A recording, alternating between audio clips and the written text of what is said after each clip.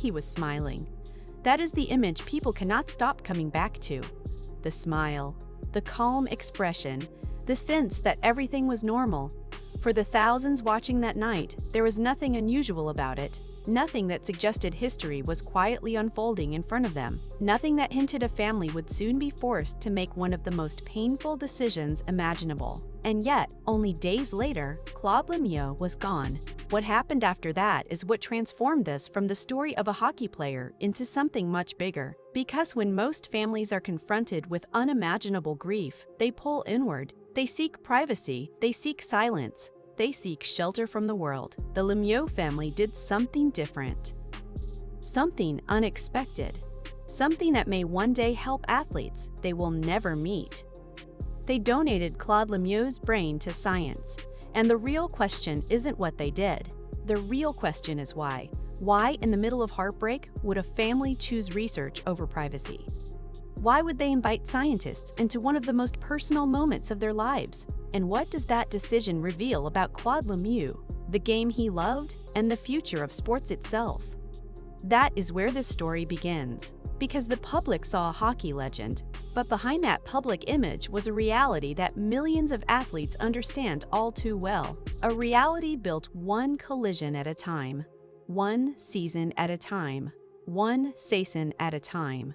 For decades, Claude Lemieux represented a particular kind of competitor, not merely talented, not merely successful, relentless, the kind of player opponents hated facing, the kind of player teammates desperately wanted beside them. He wasn't known for comfort. He wasn't known for caution. He wasn't known for playing safe. His career was built on confrontation, pressure, intensity, conflict, the very qualities that made him unforgettable.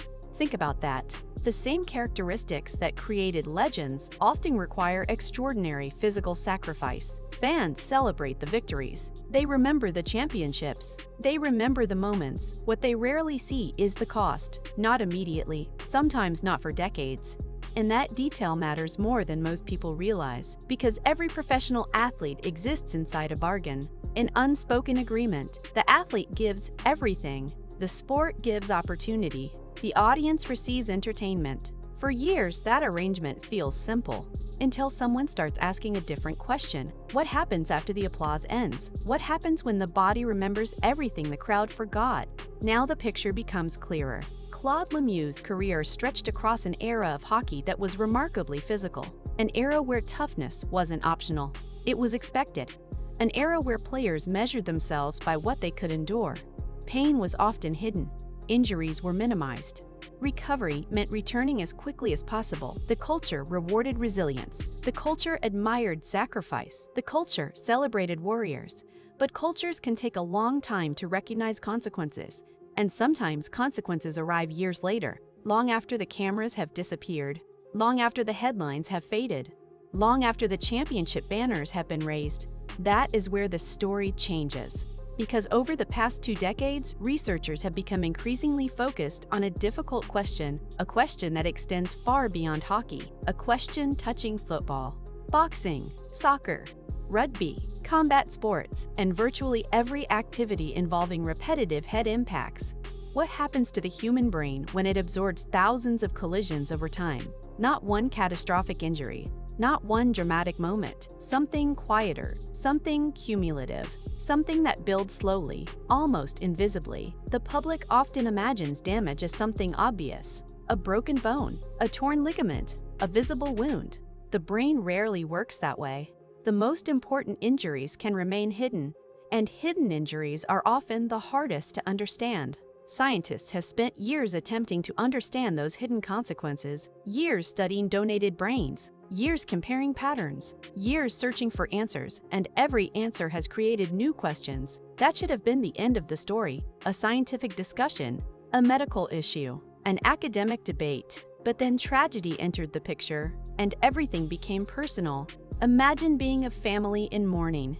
Imagine trying to process loss while the world watches. Imagine navigating grief while reporters ask questions.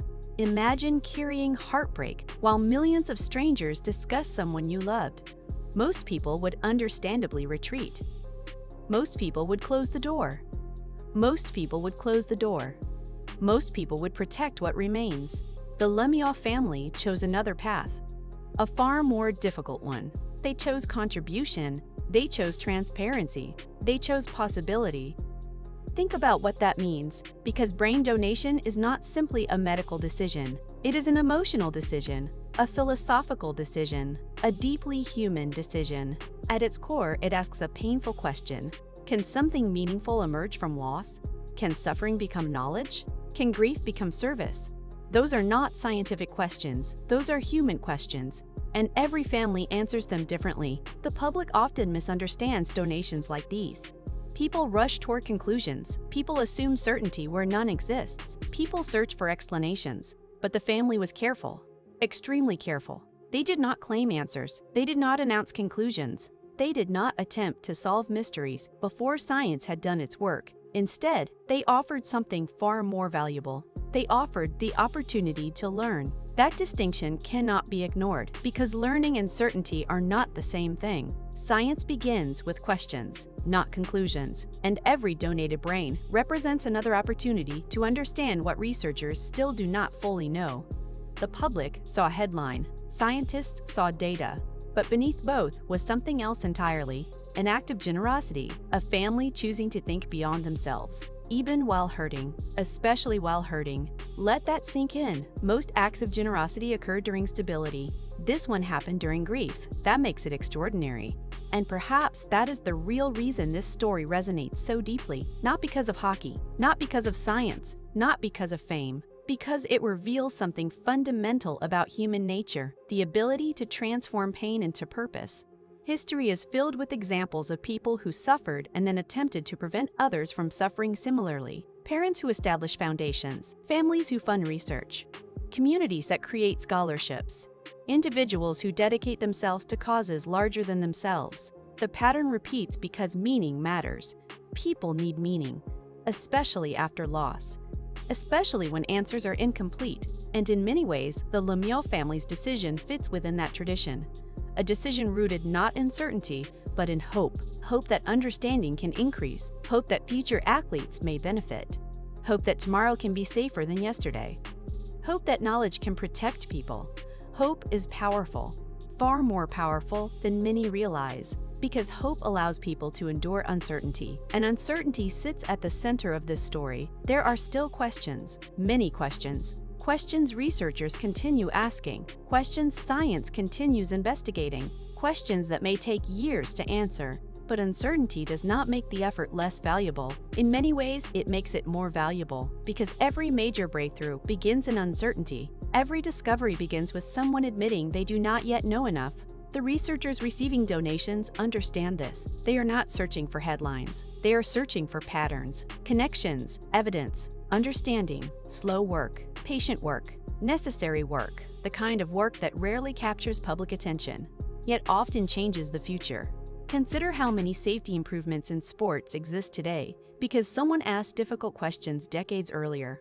Helmet technology, medical evaluations, concussion protocols, rule changes, awareness campaigns, none appeared overnight.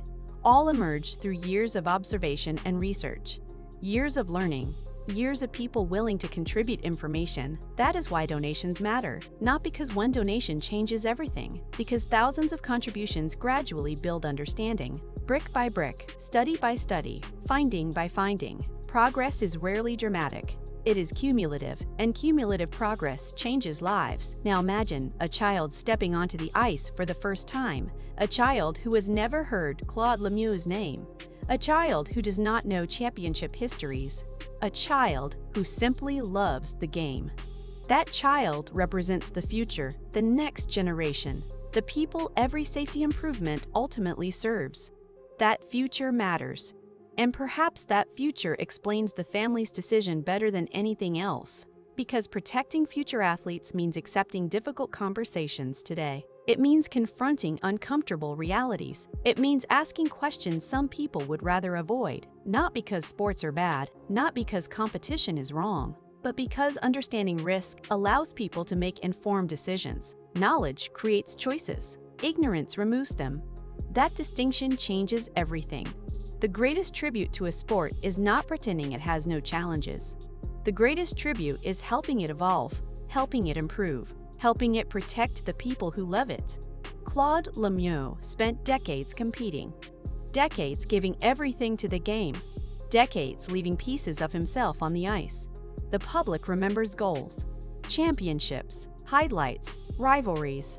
Those memories deserve their place, but legacies are complicated. Sometimes a legacy expands after a person is gone. Sometimes the final chapter becomes larger than the chapters before it. And sometimes the most meaningful contribution is one nobody planned. That possibility sits at the heart of this story. A family confronting unimaginable loss, a scientific community searching for answers, a sport continuing to evolve, and a decision connecting all three. The public saw grief. Researchers saw opportunity. History may eventually see something else, a turning point. Not because of certainty, because of courage. The courage required to say yes when silence would have been easier. The courage required to contribute when withdrawal would have been understandable. The courage required to believe knowledge matters, even during heartbreak, especially during heartbreak. Years from now, researchers may publish findings. Studies may emerge, discussions may continue. The science will move forward as science always does. Carefully, methodically, one question at a time, one answer at a time, and somewhere within that process, Claude Lemieux's story will continue. Not on the scoreboard, not in a championship celebration, not inside a highlight reel, inside the search for understanding. Inside the effort to protect future generations, inside the belief that even loss can create value. And perhaps that is why this story refuses to fade, because beneath the statistics, beneath the headlines, beneath the debates, there is something deeply human, a family standing at the intersection of grief and hope, looking into uncertainty, and choosing contribution. The crowd cheered during the final public moments. They saw a smile, they saw a legend, they saw a familiar face. What they could not see was the final gift that would follow. A gift not measured in trophies, not measured in victories, not measured in records.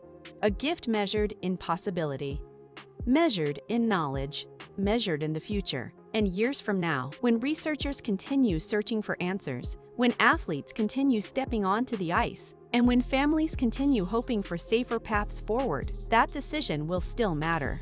Because some legacies live in banners hanging from rafters, and some legacies live in questions that help humanity understand itself a little better. The second kind often lasts longer,